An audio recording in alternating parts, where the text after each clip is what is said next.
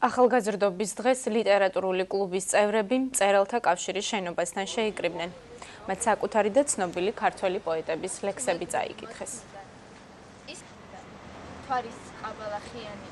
დავიწყეთ აი აქედან მზის საათიდან ეს ჩვენი ტრადიციული ადგილია მწერალთა კავშირის წინ ისტორიული ადგილი სადაც ხშირად მართავთ ღონისძიებებს და ვაპირებთ რომ მთელი დღე იყოს ახალგაზრდობის და პოეზიის ახალგაზრდული პოეზიის ძალიან ბევრ ხალხმრავალ ადგილზე მივიდეთ ბოტანიკურ ბაღში დაცულ ტერიტორიებში მუზეუმებში და აი ყველგან წავიკითხოთ ლექსები ექსპრომტად და ცოცხლად აი ძალიან საინტერესო ღონისძიებები და აქტივობები არის მთელი დღის განმავლობაში დაგეგმილი ჩვენს მიერ ჩვენს ბათუმიდან ჩვენებრივ ახალგაზრდული შემართებით უერთდებით რა თქმა უნდა ამ დღეს და ჩვენი პირველი აქტივობა არის დღეს შეკრება საათთან და ჩვენი პოეზიის საღამოს ჩატარება.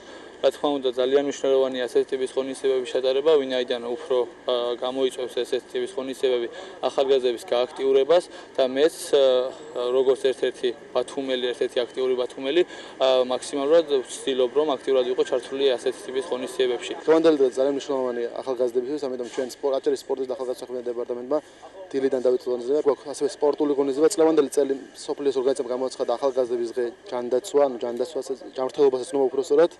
ასევე ჩვენ გვაქვს სპორტული ღონისძიებები ჯანსაღი ცხოვრებისათვის და ხოლო კულმინაცია იქნება 6 საათზე საზაფხულო თეატრში, სადაც ვეპატიჟებ ყველა ახალგაზრდას, იქნება მუსიკალური ფესტივალი.